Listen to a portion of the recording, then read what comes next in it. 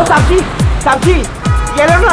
अरे शेट अरे बहुत डिस्काउंट प्राइस में एकदम आधे दाम पे दे रहा हूँ साहब। नहीं चाहिए। अरे आप देखो तो सही। अरे बहुत अच्छा क्वालिटी। अरे भाई एक बार बोला ना नहीं चाहिए। क्वालिटी देखो क्वालिटी। ओ मैडम जी देखो ना। मैडम जी लो ना, अच्छी क्वालिटी का है मैडम जी, एकदम अच्छा क्वालिटी का है मैडम जी। अरे क्यों परेशान कर रहे हो, एक बार बोल दिया ना नहीं चाहिए। ओ भाई वो देखो ना, मैडम को कुछ हुआ है? कुछ नहीं हुआ उसे। अरे सो वो रही है वो। गर्दन से खून आ रहा है। क्या? हाँ मैडम के गर्दन से खून आ रहा है साहब।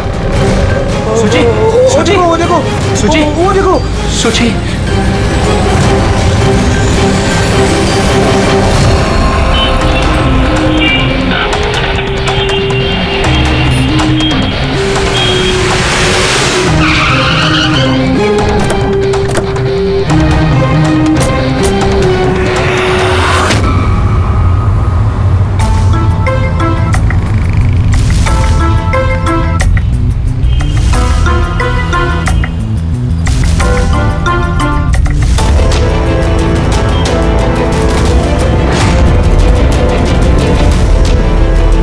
काफी खून बह चुका है, लगता है गोली काफी देर पहले चली थी।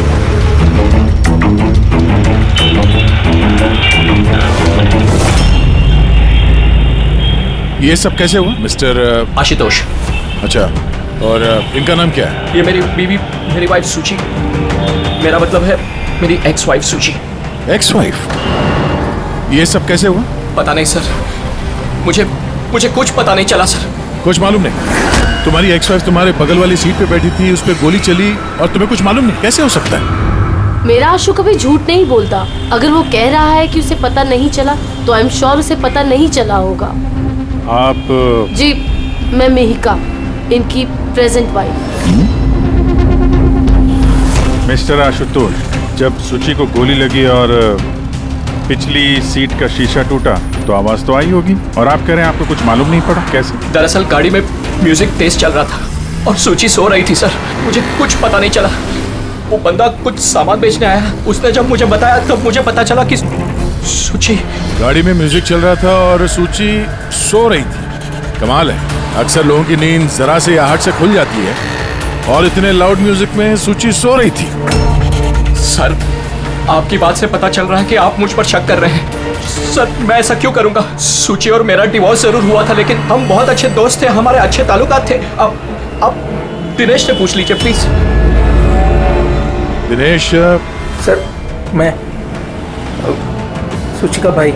आशुतोष सही कह रहे हैं सर, तलाक के बाद भी आशुतोष और सुची में बहुत अच्छे ताल्लुकात थे, कभी कोई मनमुटाव नहीं था। अच्छा, तो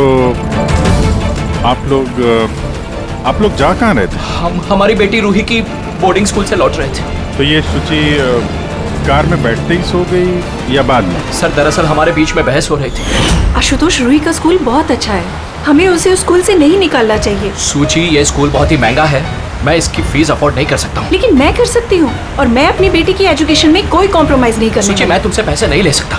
क्यों? ओह, तुम्हारा मेल ईगो आगे आ जाता है ना कि मैं तुमसे ज्यादा कमाती हूँ। जानते हो हमारे डिवोर्स की भी यही वजह थी। एक औरत एक आदमी से ज्यादा कामयाब कैसे हो रिश्तों में सकती होनी चाहिए, पति पत्नी में नहीं। मुझे तुमसे कोई बहस नहीं करनी है, और ना ही इस बारे में कोई और बात करनी है। रूही इसी स्कूल में रहेगी। उसके बाद हमारे बीच में कोई बात नहीं हुई, मुझे लगा कि वो सो गई है। अच्छा, ये जब झगड़ा हो रहा था तो गाड़ी कहाँ पे थी, किस इलाके में? सर लिंक रोड के सिग्नल पे, केपी थिएटर के पास। और फिर उसके बाद कौन सा रास्ता लिया आप लोगों ने? सर वहां से फिर मैंने लेफ्ट लिया पानी फ्लाईओवर की तरफ, और सीधा यहाँ पे आ गए? जी सर। यानी करीब 2 किलोमीटर तक ये गाड़ी चली, तो इस 2 किलोमीटर के बीच में ही कहीं पे गोली चली है सूची? पंकज, एक काम करो, केपी थिएटर से लेके यहाँ से इधर 2 किलोमीटर दूर तक चेक कर लो, कहीं पे कोई सबूत वगैरह मिलता है क्या? मतलब कांच वगैरह का टुकड़ा टूटा होगा, वो देख लेना, और पैदल जाना। 2 किलोमीटर सर? पैदल चलो। गोली बड़ी अजीब एंगल से लगी है, ये नीचे है, गोली ऊपर से नीचे की तरफ आई है। मतलब गोली चलाने वाले को हाथ ऊपर करना पड़ा होगा फायर करते समय। खुली सड़क पे किसी ने गोली मारी है और किसी ने देखा नहीं। हो सकता है खूनी थोड़ा दूर हो, फिर भी मुश्किल है निशाना लगाना। ये चलती गाड़ी पे और वो भी तब जब खूनी किसी गाड़ी पे हो या बाइक पे। ऐसे निशाना लगाना इतना आसान नहीं है।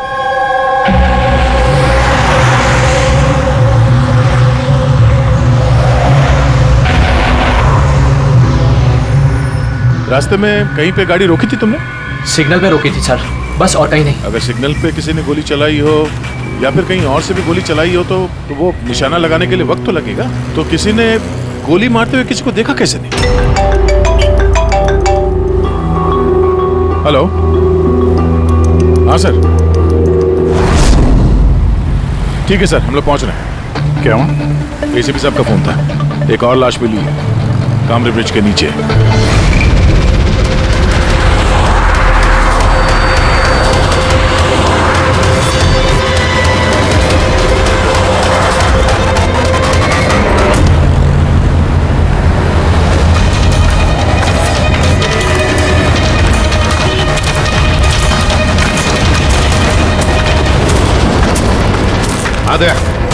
सर, आपको पता कैसे चला इस लाश का? लोकल पुलिस को आसपास के लोगों ने कंप्लेंट दी थी। 2 घंटे पहले लाश मिली है। सिर के पीछे घाव है और पीठ पर भी गोली का निशान। सर, एक बात समझ में नहीं आ रही है, इसे किसी ने यहाँ पे मारा या कहीं और मार के यहाँ पे फेंका है? देखते हैं फ्रेडी। सर, रोड पर एक लवारिस बाइक भी मिली, मुझे लगता है इसी आदमी की वो बाइक।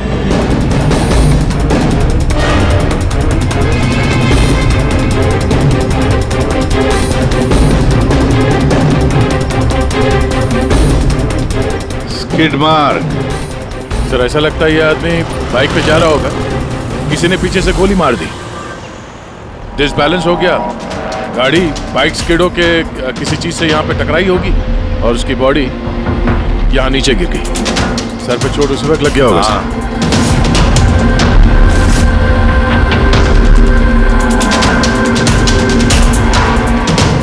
सर, समझ में नहीं आ रहा ये आदमी कौन है। इसका कोई आइडेंटिफिकेशन नहीं है। ये मिसिंग पर्सन ब्यूरो में पूछताछ करूं क्या? फ्रेडी, इतनी जल्दी कोई भी मिसिंग पर्सन ब्यूरो में रिपोर्ट दर्ज नहीं करेगा। काम करो, आरटीओ में जाकर इस बाइक का रजिस्ट्रेशन चेक करो, सारे के सारे डिटेल्स मिल जाएंगे, मालिक कौन है वगैरह। दूसरे केस का क्या हुआ, कुछ पता चला? नहीं सर, बड़ा अजीब केस है, समझ में नहीं आ रहा गोली किसने चलाई और कहां से। सर, वो पूरा इलाका देख लिया सर, लेकिन कोई सुराग नहीं मिला। ट्रैफिक पुलिस ने क्या बताया? सर, ट्रैफिक पुलिस वाले, वहाँ के दुकानदार और 2-3 जन और जो खड़े थे उन सबसे पूछा सर, किसी को खून के बारे में कुछ नहीं पता। सर, सूची पे गोली चली कहां से?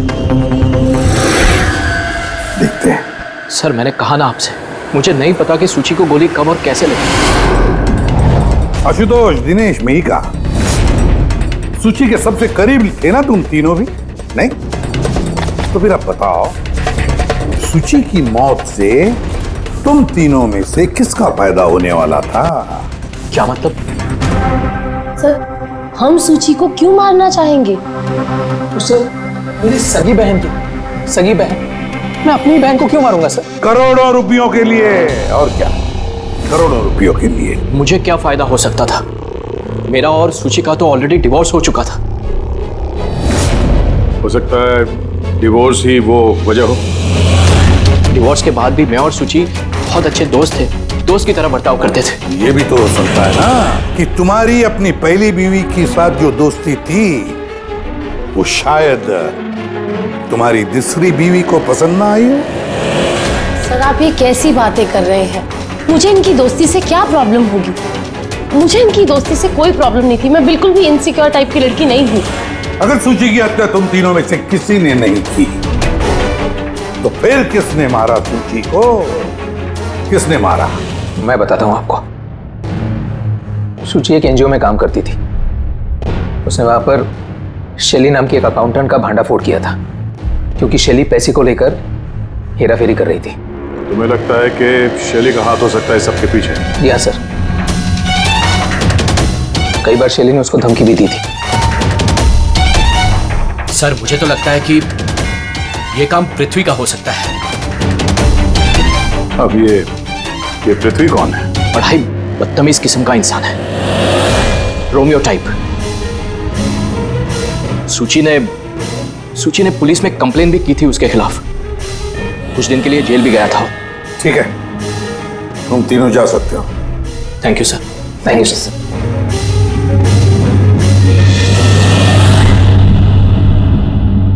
सर, ये तीनों गड़बड़ लग रहे हैं। इन तीनों पर कड़ी नजर रखो। दया, तो शैली और पृथ्वी दोनों को ब्यूरो बुला लेते हैं। सर, आरटीओ से बाइक के मालिक का पता चल गया। सर, पृथ्वी और शैली का फोन अनरीचेबल आ रहा है, तो मैंने फ्रेडी से कहा है उनकी मोबाइल फोन को ट्रेस करने के लिए। ये तो हमारा डिलीवरी बॉय विवेक है। सर, हमारी बाइक ज्यादातर यही चलाता था। सर, इससे किसने मार दिया? वही पता करने की कोशिश कर रहे हैं। अच्छा, इस विवेक की किसी के साथ कोई दुश्मनी थी क्या? नहीं सर, ये तो बहुत ही सीधा साधा शरीफ लड़का था।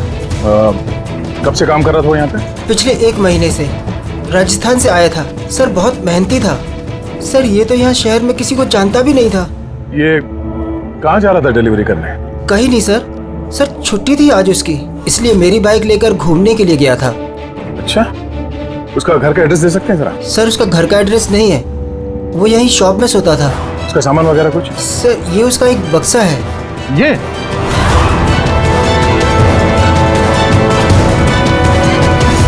सर, ये विवेक के बॉक्सेस और सारे सामान चेक किए मैंने, उसमें ये सर्कस के पैम्फलेट्स के अलावा और कुछ नहीं मिला। या तो उसे सर्कस बहुत ही ज्यादा पसंद होगा, या फिर अपने फ्री टाइम में ये पैम्फलेट बना के वो पैसे कमाता होगा। एक ऐसा मर्डर जिसमें सस्पेक्ट ही नहीं है। आखिर से विवेक जैसे गरीब आदमी को मार के किसी को क्या फायदा हो सकता है? वही तो फिर ये सूची का दूसरा मर्डर, जिसमें कई लोगों पर हमें शक है।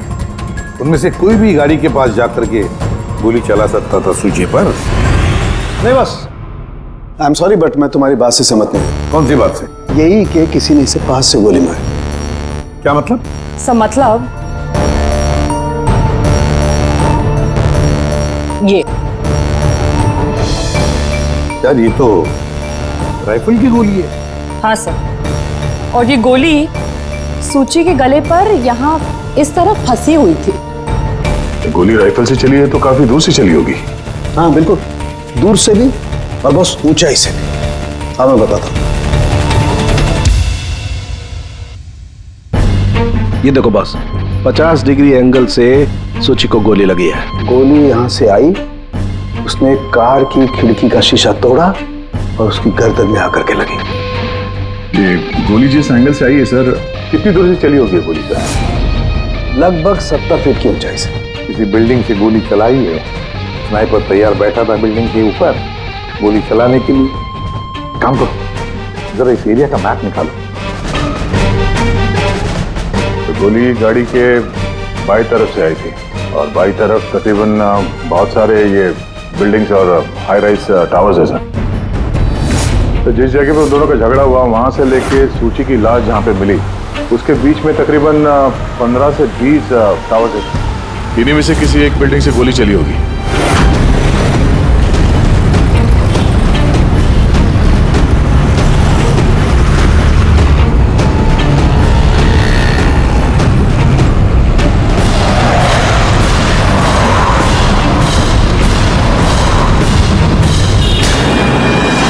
बस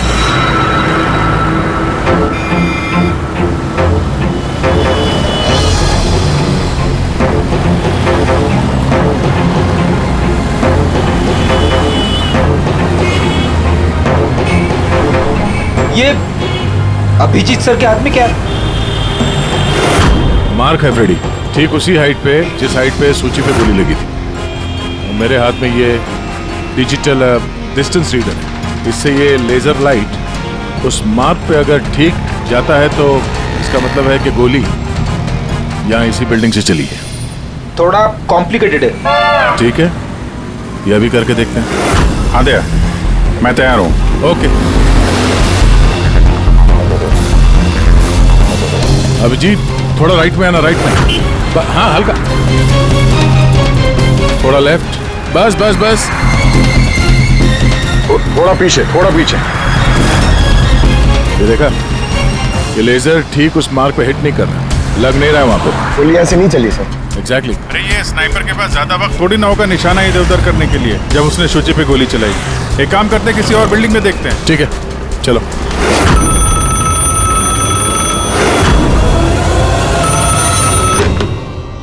हेलो। हाँ हेलो, क्या ये फैंटेसी सर्कस जयपुर राजस्थान का ऑफिस है? जी हाँ, बोलिए। देखिए, मैं मुंबई सीआईडी से एसीपी प्रद्युमन बोल रहा हूँ। क्या आपके यहाँ कोई विवेक काम करता था? हाँ हाँ, जानता हूँ विवेक को, वो इसी सर्कस में काम करता था। क्या हो गया? क्या काम करता था वो, कुछ बता सकते हैं? देखिए साहब, अगर सारा दिन आपसे फोन पे लगा रहोगे ना तो मेरा शो कैंसिल हो जाएगा। मैं आपकी बात अपने मालिक को बोलता हूँ, वो आपको कॉल करेंगे, समझे? हेलो।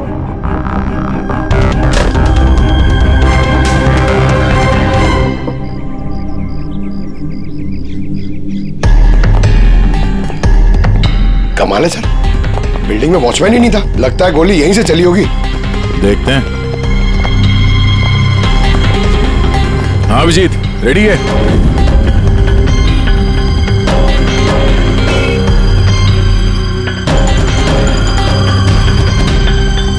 नहीं अभिजीत, यहां से निशाना कुछ ठीक से लग नहीं रहा। थोड़ा राइट में आना, राइट में, और थोड़ा।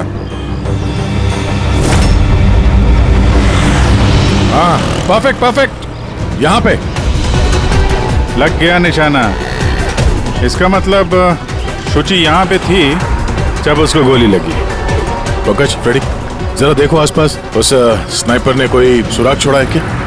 लेकिन यार दया, यहाँ पे कोई स्पीड ब्रेकर तो है नहीं। ऐसा कौन सा स्नाइपर था जो वहाँ बिल्डिंग पे बैठ के इतनी तेज चलती हुई गाड़ी पे ऐसा निशाना लगाए जो शुचि की गर्दन पे जाके लगे? हाँ ये बात तो है। आशुतोष, जब तुम्हारी गाड़ी ये यहाँ पर थी जी, तभी किसी वजह से तुम्हारी गाड़ी को स्लो करना पड़ा हो या फिर रोकना पड़ा हो, कुछ याद है? हाँ सर, मैं जब ड्राइव कर रहा था तो गाड़ी के आगे एक भिखारी आया था। मुझे ब्रेक मारनी पड़ी थी। भिखारी? हाँ क्या हुआ? इस तरफ कुछ भी नहीं है। कुछ भी नहीं? वहां भी कुछ नहीं है सर। ये भिखारी दिखने में कैसा था?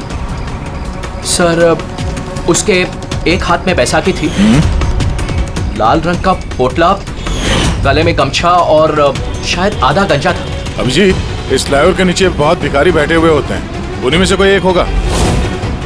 मैंने सुना जो आशुतोष ने बताया भिखारी के बारे में। मैं यहाँ नीचे जाके देखता हूँ। कौन हो तुम लोग? इससे पूछ के यहाँ पे आए? तुम यहाँ के वॉचमैन हो? ड्यूटी पे क्यों नहीं थे? मेरी मर्जी। और तुम कौन होते हो मुझे ड्यूटी सिखाने वाले? सीआईडी। सीआईडी? जाते हो, तुम्हारे वजह से यहाँ पे एक औरत का खून हो गया। मेरी वजह से खून? किसी ने यहाँ छत से नीचे एक औरत पे गोली मारी। क्या जानते हो उसके बारे में?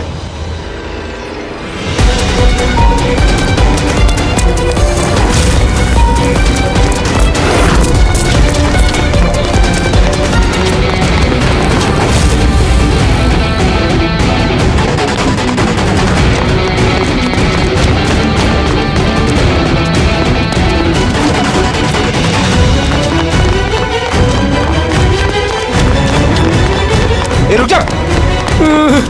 सब मैंने कुछ नहीं किया, सब मैंने कुछ नहीं किया, सब मुझे छोड़ दो। कुछ नहीं किया तो भागा क्यों?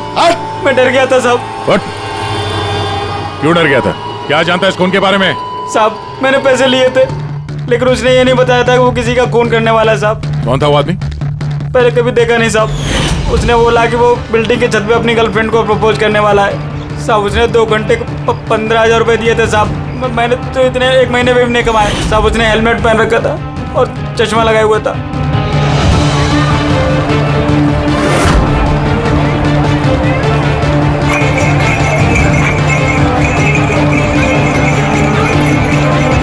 अरे सुनो भाई, ओ भाई साहब, ये एक ऐसे आदमी को देखा है जो लाल गमछा बांधता है, अरे लाल रंग की पोटली रखता है और बैसाखी से चलता है? क्या? अरे सुनो भाई, यार एक आदमी को देखा है तुमने जो लाल रंग का गमछा बांधता है, पोटली है उसके पास लाल रंग की, बैसाखी से चलता है?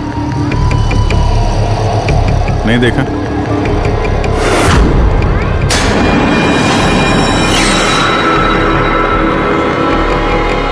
अरे सुनना जरा। अरे सुनो भाई, बात करनी है यार। अरे ए, क्या कर रहा है भाई? अरे रुको यार।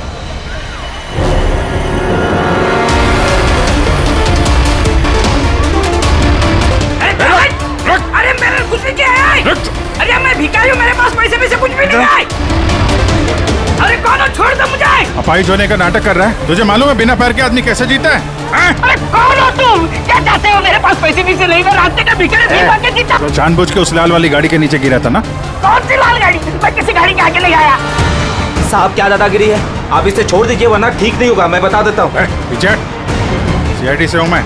किधर जरा शराफत से बता दे, वरना मैं अपने पे आ गया तो बहुत भारी पड़ेगा। नहीं साहब, आप पक्का CID से तो बताता हूँ। वो एक आदमी ने मुझे पैसा दिया था ये सब करने के लिए, और उसने कहा था कि जैसे ही लाल गाड़ी आती है तुम उसके आगे गिर जाना। तो मैं गिर गया साहब।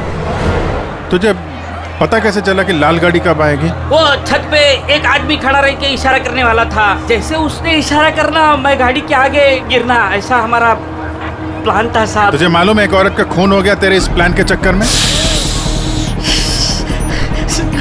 साहब मुझे माफ कर दो, मैं रास्ते का भिखारी हूँ, देखो मेरी हालत कैसी है साहब, मुझे छोड़ दो। चल ये बता वो आदमी कैसा था दिखने में? नहीं वो साहब मोटरसाइकिल पे आया था, हेलमेट पहने हुआ था, तो चेहरा दिखाई नहीं दिया।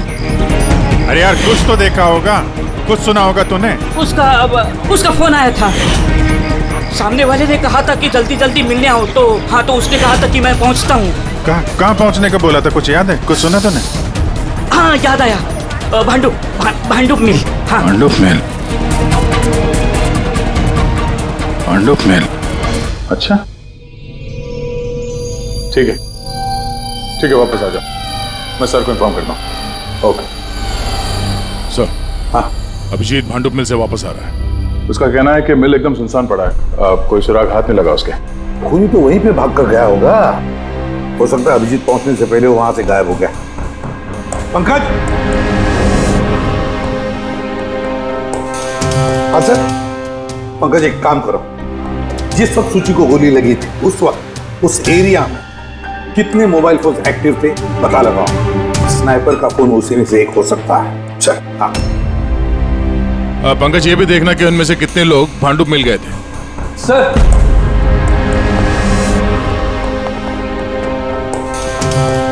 सर ये शैली है, NGO अकाउंटेंट।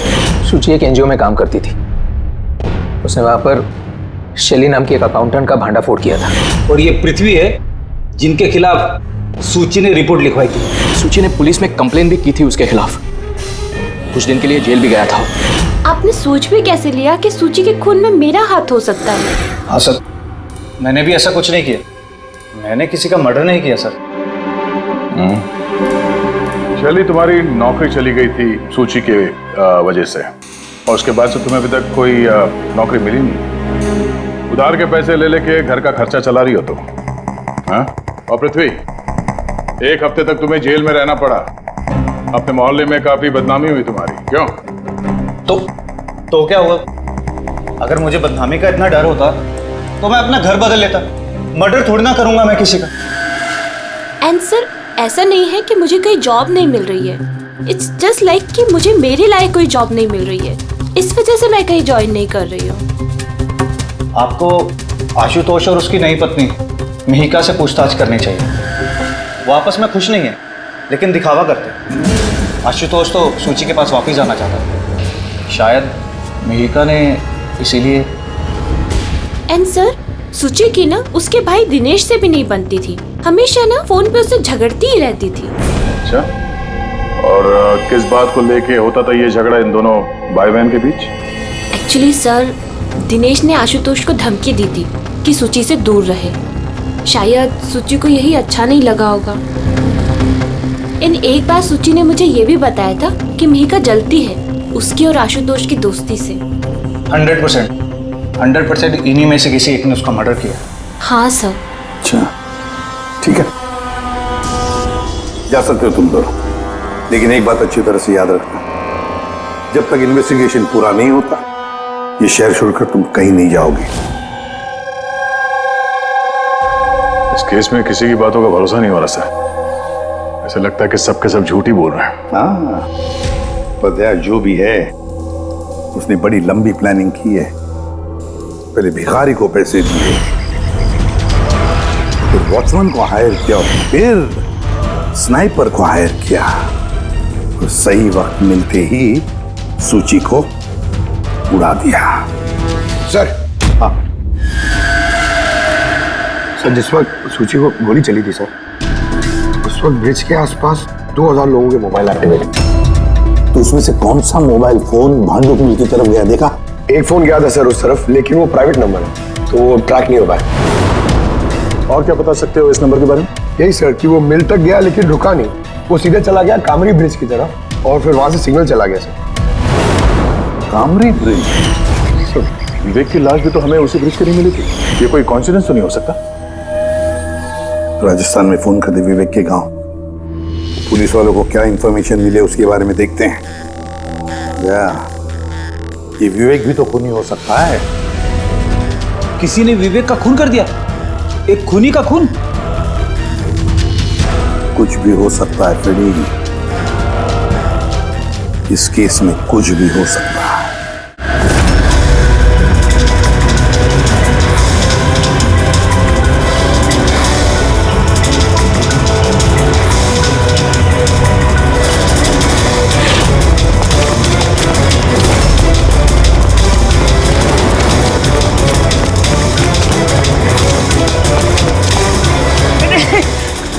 अबे बार बार भागता क्यों है?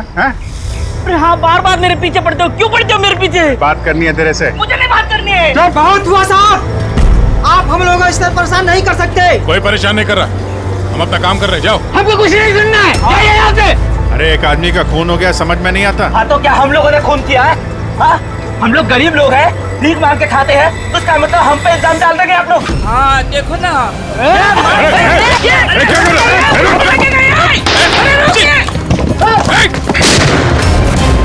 अभिजीत, तो ठीक हो? थोड़ा सा ओह नो, पत्थर लग गया है। क्या किया तुम लोगों ने? हाँ? ये देख, ये इसने पैसे दिए थे तुम्हें? इसका भी खून हो गया? हाँ मर गया ये, ध्यान से देख। क्या ये वही आदमी है जिसने तुझे बोला था कार के आगे गिरने के लिए? जरा जूम करो।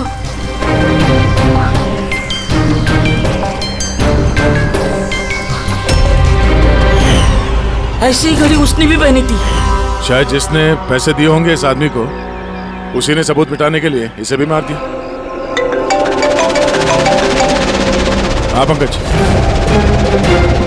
हाँ अच्छा, ओह ठीक है ठीक है, okay okay thank you. Pankaj का फोन था, बता रहा था कि विवेक राजस्थान में किसी सर्कस में काम कर रहा था, निशानेबाज था। 1 महीने पहले उसने सर्कस की नौकरी छोड़ दी। कह रहा था कि मुंबई में कोई अच्छी नौकरी लगी है उसे, और हाँ जाते जाते वहां से वो राइफल वो भी चुरा के ले गया। राइफल चुरा के आया था? सुची की सुपारी लेकर आया होगा यहाँ पे, और ये दुकान पे इसलिए काम कर रहा था ताकि किसी को शक ना हो। हाँ, और इस पूरे जुर्म का जो मास्टरमाइंड है वो राजस्थान तो गया होगा इस विवेक को सुपारी देने के लिए। है कौन ये मास्टरमाइंड जो आंखों के सामने रहकर भी नजर नहीं आ रहा है?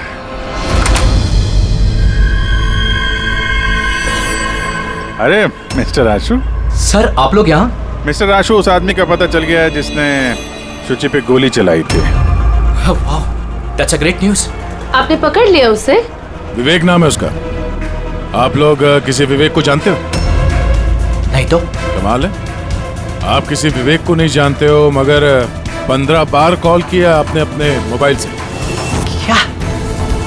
सर मैं जब किसी विवेक को जानता ही नहीं हूँ तो मैं उसे फोन क्यों करूँगा? सिर्फ इतना ही नहीं, उससे मिलने तुम राजस्थान भी गए थे। सर्कस में उसकी गोली चलाने की कला तुम्हें इतनी पसंद आ गई थी कि सूची को मारने का कॉन्ट्रैक्ट भी दे दिया उसे। क्यों? एक मिनट सर, एक मिनट। ये बात सच है कि मैं बिजनेस ट्रिप के लिए राजस्थान गया था, लेकिन मैं कोई सर्कस में नहीं गया था। और मैं जब कोई विवेक को जानता ही नहीं हूँ तो मैं उसे फोन क्यों करूँगा? तो क्या ये तुम्हारे फोन रिकॉर्ड झूठ बोल रहे हैं? सर ये हो सकता है कि मेरे फोन से किसी और ने फोन किया हो मेरी गैर मौजूदगी में। अच्छा, तो आप अपना फोन ऐसे ही लापरवाही से इधर उधर छोड़ देते हैं क्या? नहीं सर। हाँ सर। अच्छा ठीक है sir, okay sir, okay. Doctor Salunke का फोन था, हमें फॉरेंसिक लैब में बुलाया आशुतोष को लेके। बस सूची यहाँ बैठी हुई थी इस सीट पे, और ये इस सीट का हिस्सा है जो पीछे की तरफ, और ये है वो लीवर जिससे सीट आगे पीछे होती है, और इस लीवर को जाम कर दिया गया है। देखो, लीवर को जाम कर दिया गया है। हाँ यार, बस यही सुना कि सर, इसके लिए आपने हमको वहां से बुलाया? पंकज, क्या तेरी पूरी बात सुनो ना। सुराग ये नहीं है कि ये लीवर अटका हुआ है, सुराग ये है कि इसे जानबूझकर पीछे अटकाया गया है। और सर, सीट जानबूझ के कोई खराब क्यों करेगा? यही तो हम लोग भी सोच रहे थे। आशुतोष, ये तुम्हारी इस गाड़ी की सीट कब से ऐसी है, कब से पीछे अटकी पड़ी है? सर परसों रात तक तो ठीक थी, लेकिन कल सुबह जब निकला तो रिक्लाइन काम नहीं कर रहा था। मेरे पास ठीक कराने का वक्त नहीं था, इसलिए ऐसे ही निकल पड़ा। सालून साहब, सीट खराब होने का इस केस से क्या लेना देना? लेना देना है फ्रेडी, और लेना देना यह है कि खूनी चाहता था कि सीट पीछे अटकी रहे ताकि सूची की पोजीशन ऐसे रहे पीछे की तरफ। सर, अगर वो आगे बैठती या पीछे बैठती तो उससे खूनी को क्या फर्क पड़ता? खूनी तो गोली चलाने वाला था ना। यार पंकज, तुम एक काम करो, यहाँ ड्राइविंग सीट पे बैठो। सारिका, तुम सूची की जगह। हाँ।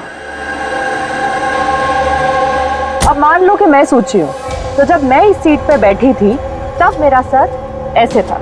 बस सूची का सर यहाँ होने का फायदा खूनी को तब मिलता जब उसका एम सूची नहीं, ड्राइविंग सीट पर बैठा हुआ आदमी होता, मतलब आशुतोष होता।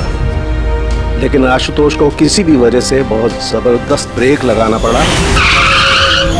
ब्रेक की वजह से झटका लगा और झटके में सूची आगे आई, और बॉस गोली आशुतोष को लगने की बजाय सूची को लग गई। सर, इसका मतलब आशुतोष खूनी नहीं है, बल्कि कोई उसका खून करना चाहता है।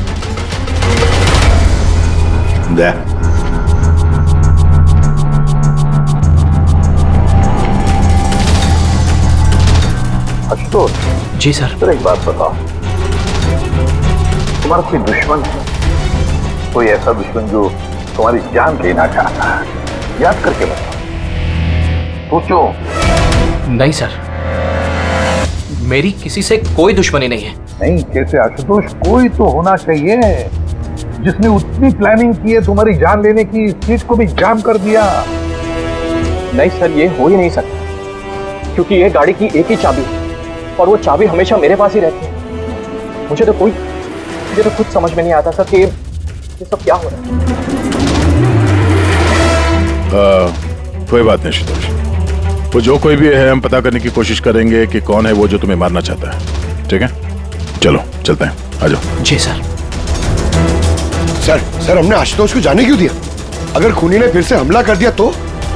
देखते रहना पंकज, अब हम आशुतोष की हर मूवमेंट को ट्रैक करेंगे, हर बात हमें सुनाई पड़ेगी। सर, वो किसे? दया ने ट्रांसमीटर बग जो लगाया है।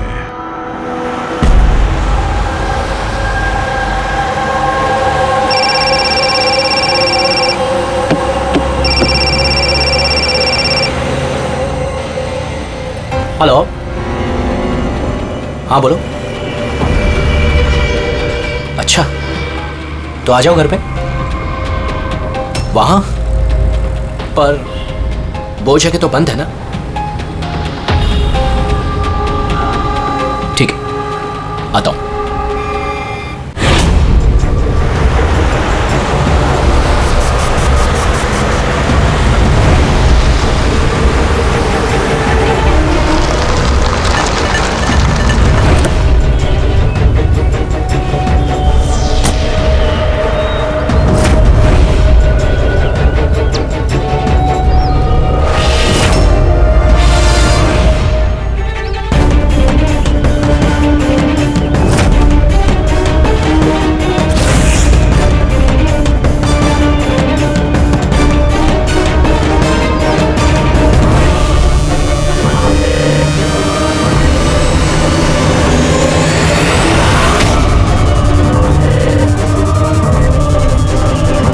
क्या कर रहे हो?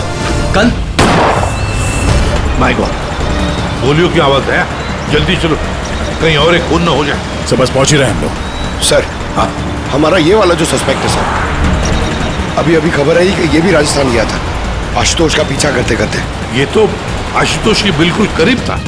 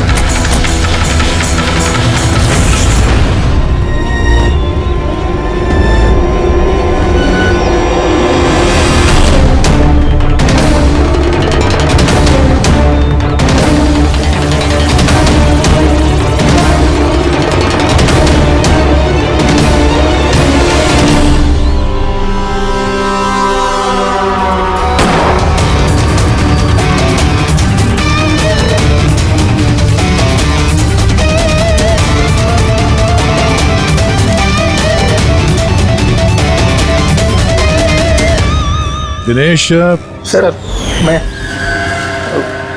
सुची का भाई। मर गया सर। मैंने कुछ नहीं किया सर। ये मुझे मारना चाहता था सर। ये मारना चाहता था मुझे। क्यों मारना चाहता था ये तुम्हें? सर इसे लग रहा था कि इसकी बहन की बर्बादी का जिम्मेदार मैं हूँ। शादी के बाद सुची डिप्रेशन में चली गई थी और उसे अपने आप को मारने की भी कोशिश की, और ये सब मैं नहीं जानता था सर, बिल्कुल नहीं जानता था।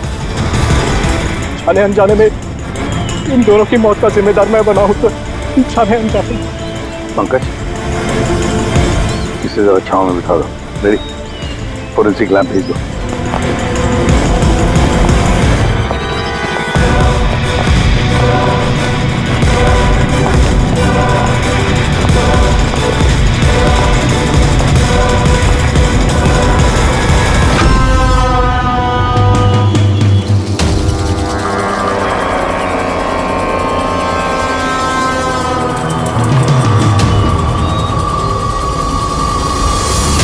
कहानी में नया ट्विस्ट।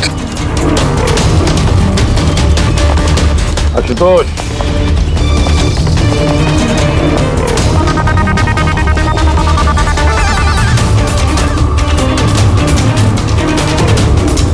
जानते हो क्या है ये?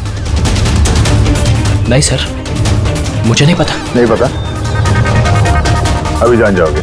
पंकज, तलाशी लो इनकी। मगर क्यों? हाथ ऊपर करिए, पता चल जाएगा आपको। सर मैंने कुछ नहीं किया, मैं बेकसूर हूँ। आप मेरी तलाशी क्यों ले रहे हैं? मेरा यकीन मानिए सर, मेरे पास कुछ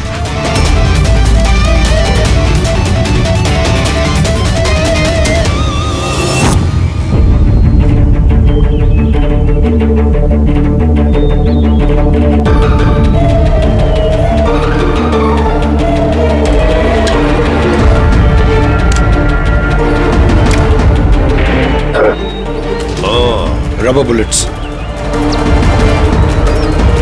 मुझे नहीं पता सर, इससे क्या साबित होता है? क्या साबित होता है? हा? तुमने इस गन से दिनेश का खून किया, असली बुलेट से। हा? तो फिर ये गन कैसे आई तुम्हारे पास, और वो नकली रबर बुलेट कैसे फायर हुआ और कब?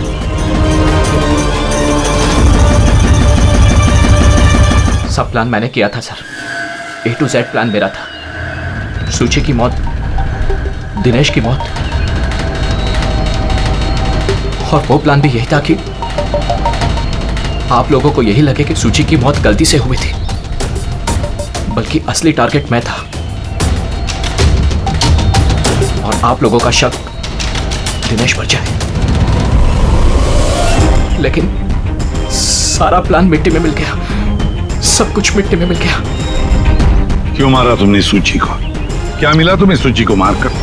सूची मेरी बेटी रूही को लेकर हमेशा हमेशा के लिए देश छोड़कर जा रही थी सर, और ये बात उसने मुझसे छिपाई थी। आप ही बताइए सर, अपनी इकलौती बेटी को खुद से दूर कैसे करने देता? और इसलिए तुमने विवेक को, उस शार्प शूटर को पैसे दिए अपनी बीवी सूची की जान लेने के लिए। और जैसे उसने काम खत्म कर दिया तुमने उसे भी मार डाला। तूने दिनेश को ऐसा क्या कहा कि वो तुम्हें मारने के लिए यहाँ पर आ गया? मैंने मिहिका को दिनेश के पास भेजा था। क्या? हाँ दिनेश, मुझे अभी पता चला कि आशुतोष ही तुम्हारी बहन की मौत का जिम्मेदार है और वो तुम्हें भी मारना चाहता है। नहीं नहीं, मैं उसे छोड़ूंगा। दिनेश, पागल हो गए हो क्या? खून करोगे तुम? उसने मेरी बहन को मारा, मेरी सगी बहन को। एक पत्नी को मेरी बहन को मारते हुए उसे कुछ नहीं लगा। नहीं, कुछ भी हो जाए मैं उसे छोड़ नहीं सकता, मैं उसे नहीं छोड़ सकता। मेरी बात तो सुनो। और मौका मिलते ही उसकी गन बदल दी। जो गोलियां दिनेश तुम पर चला रहा था वो नकली थी? हाँ, लड़ाई के दौरान मैंने गन बदल दी थी ताकि आप लोगों को लगे कि आत्मरक्षा के लिए मैंने दिनेश को मारा है और आप लोगों के सामने मैं बेगुनाह दिखूं। क्या छोड़ा तुमने अपनी बच्ची के लिए? ना मां ना बाप। उसी बच्ची को पाने के लिए तुमने उसी की मां को मार डाला और फिर इस जुर्म में तुम भी जिंदगी भर जेल की सलाखों के पीछे सड़ते रहोगे। बताओ आशुतोष, क्या मिला तुम्हें अपनी बच्ची को इस तरह से अनाथ करके? क्या मिला?